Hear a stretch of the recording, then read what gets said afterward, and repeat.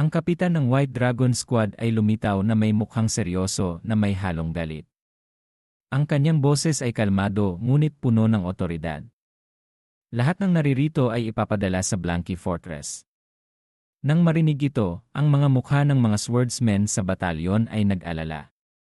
Kapitan, ano ang ibig sabihin nito? Bulong ng isa. Anong misyon ang napakahalaga para atin na i-deploy kahit ang mga bagong recruit na hindi pa ganap na sanay? Hinawakan ni Guillermo, ang Demon Dragon, ang kanyang espada ng mahigpit. Ang kanyang boses ay puno ng pait nang siya'y magsalita, ang kapitan ng 5th Platoon sa Liese, at ang kanyang 14 na subordinates ay nawawala ng walang bakas. Narinig ni Ethan ang bawat salita ng malinaw.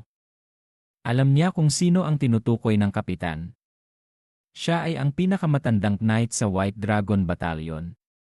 Kahit si Guillermo ay madalas humingi ng payo sa kanya. Ang kanyang lakas, bagaman hindi kabilang sa mga 9 dragons, ay tiyak na hindi dapat basta-basta na matatalo. Ito ba ang butterfly effect na dulot ng aking paglitaw, naisip ni Ethan.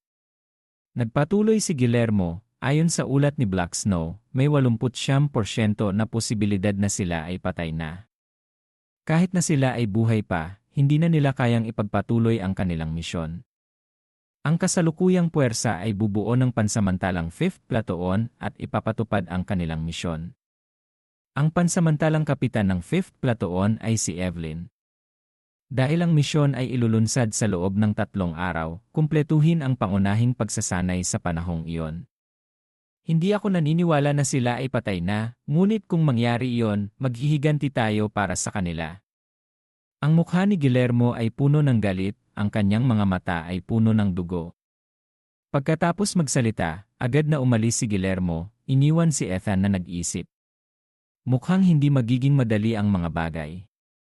Ang mga alaala sa nakaraan ay muling bumalik sa kanyang isipan. Ang insidente ng Black Skull Bandits na nagkidnap sa Cess Merchant Guild.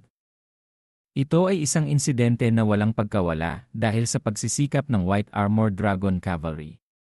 Dapat ay ganoon nga, ngunit lumalabas na iba ang pagkakataong ito. Ang tunay na layunin ng insidente ay ang nakawin ang Dragon Slaying Sword.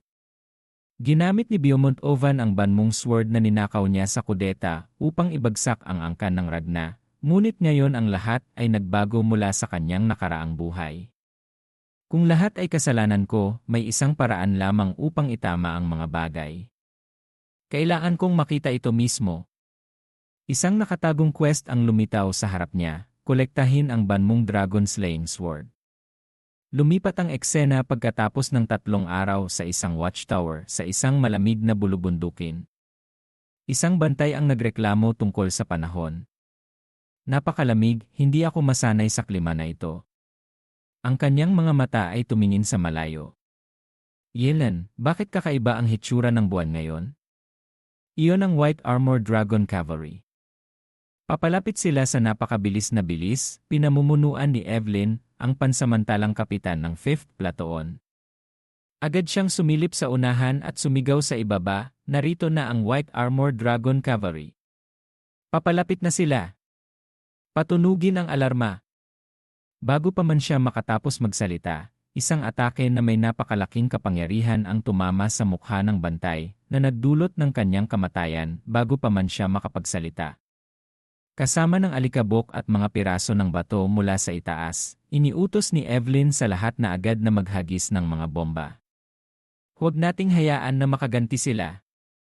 Sunod-sunod na bumagsak ang mga bomba sa fortress. Ang buong larangan ng digmaan ay nababalot ng ulan ng mga bomba at bala. Ang alikabok ay tumatakip sa buong lugar. Agad na nag-utos ang pinuno sa kanyang mga sundalo, lahat magtago sa loob ng pader. Huwag kayong mamatay ng walang saysay. Bago pa man siya matapos magsalita, isang bumabagsak na bituin ang bumababa mula sa itaas. Iyon ay si Evelyn at ang Knight Battalion. Madali niyang dinurog ang ulo ng tangang ito sa lupa. Ngayon na ang oras para sa paglilinis. Itinuro niya ang kanyang espada sa unahan. Patayin silang lahat. Sabay-sabay na sumugod ang lahat ng swordsmen na may kumpiyansa. Hinawakan nila ng mahigpit ang kanilang mga espada na may determinasyon sa kanilang mga mata. Ipakita natin sa kanilang lahat ang halaga ng pangahas na makialam sa White Armored Dragon Cavalry. Gagamitin natin sila bilang isang mahalagang aral para sa sinumang tanga na nagbabalak na sumalungat sa atin. Ang fortress ay natatakpan ng apoy. Kahit na mula sa malayo, makikita mo kung gaano kalaki ang pagkawasak nito. Habang nagpapatuloy ang labanan, isang sundalo ang nagtatago ng dragon slaying sword at nakatakas ng ligtas. Shit, sabi nila kaya nila ang mga cavalry. Kung nagtagal ako ng kaunti, patay na ako. Tiningnan niya ang espada sa kanyang kamay, ang kanyang mukha ay nagpapakita ng kasiyahan. Pero okay lang, pagkatapos kong ihatid ito, tapos na ang aking misyon. Pupunta ako sa isang liblib na lugar at tatamasahin ang natitirang bahagi ng aking buhay sa kaligayahan. Bago pa man siya matapos mangarap, isang espada ang mabilis na dumaan sa kanyang leeg na nagpadala sa kanyang huling hantungan. Ito ay isang swordsman na nakasuot ng itim na cloak. Lumalabas na siya ang nasa likod ng lahat ng ito. Kalmado niyang pinunasan ang dugo sa kanyang espada. Ang kanyang mga mata ay malamig at malupit. Kumusta na ang produkto? Isang subordinate ang magalang na nagbigay sa kanya ng dragon slaying sword. Narito po. Hawak ng lalaki ang espada sa kanyang kamay. Ang kanyang mukha ay nagpakita ng kasiyahan. Magaling, ito na ang produktong kailangan natin. Bumaling siya at nag-utos sa kanyang mga subordinate na kamit na natin ang ating layunin. Maghanda para sa susunod na hakbang ng plano. Masusunod. Ngayon, isang huling hakbang na lang ang natitira. Habang nagsasalita siya, tumingin siya sa nagliliyab na kastilyo. Aalisin ko ang lahat ng natitirang peste. Sa likod, ang mga sundalo ay dahan-dahang itinutulak ang mga kanyon. Lumalabas na ito ang patibong na inilatag niya mula sa simula. Bumalik sa fortress, ang White Armored Dragon Knight Battalion ay ganap na nakontrol ang sitwasyon. Ang mga sundalo na hindi lumalaban ay maingat na ginapos. Haha, napakadali. Tama ka, naging sobrang maayos ang lahat. Ang mga mata ni Ethan ay nagpakita ng hinala. Mahirap paniwalaan na ang 5th Platoon, na pinamumunuan ng isang veteranong swordsman, ay nalipol ng mga ito. Hindi pa kasama doon.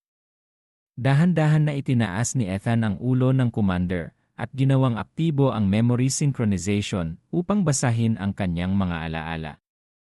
Alam niya na ninakaw nila ang banmong, ngunit hindi niya ito nakita mismo.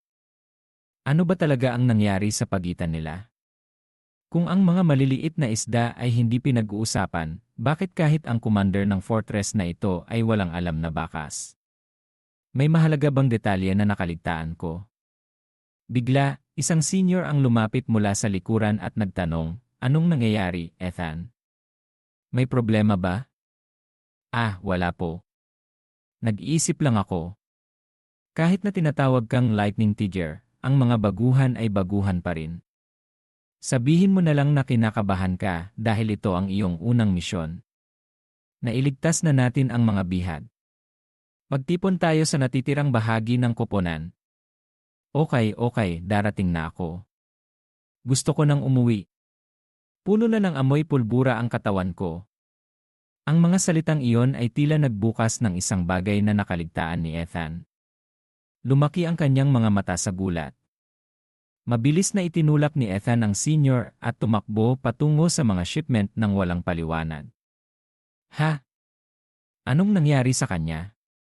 Siguro galit siya sa amoy ko, seryosong sinabi ng senior. Sino ang nakakaalam? Iwinasiwas ni Ethan ang kanyang espada at sumugod sa mga shipment na malapit sa kanya. Sa wakas ay napatunayan ni Ethan ang kanyang teorya. Alam ko na. Mabilis na tumakbo ang senior mula sa likuran. Anong ginagawa mo, Ethan? May problema ba? Pareho silang nakatingin sa unahan na may matinding sorpresa.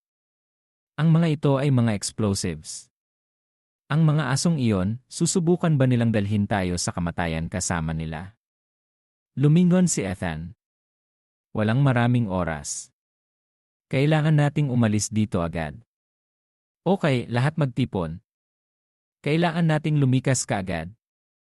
Bago pa man siya matapos magsalita, isang artilerya ang dumating sa napakabilis na bilis na nagpilit kay Ethan na lumingon. Sumigaw siya na parang gustong sirain ang hangin. Lahat, tumakbo kayo. Sunod-sunod na sumabog ang mga pagsabog sa buong fortress. Ang atake ng lalaking may peklat na mukha ay nagsimula na. Sa kabilang panig ng labanan, sa utos ng lalaki, nagsimulang ikarga ng kanyang mga subordinate ang mga artilerya. Ang patuloy na pambobomba ay walang tigil na tumatama sa larangan ng digmaan na nag-iwan lamang ng mga guho. Ang kanyang mukha ay nagpakita ng kasiyahan. Aalisin ko ang lahat. Kahit ang isang langgam ay hindi makakatakas. Lahat ay para sa kanya. Lumipat ang eksena pabalik sa kastilyo ng pamilyang Chan. Sa loob ng isang marangyang silid, isang babae ang may hawak na isang bagay sa ilalim ng liwanag ng buwan. Ito ay ang asawa ng pinuno ng angkan, ang ina ni Aeson. Lumalabas na siya ay nababaliw pagkatapos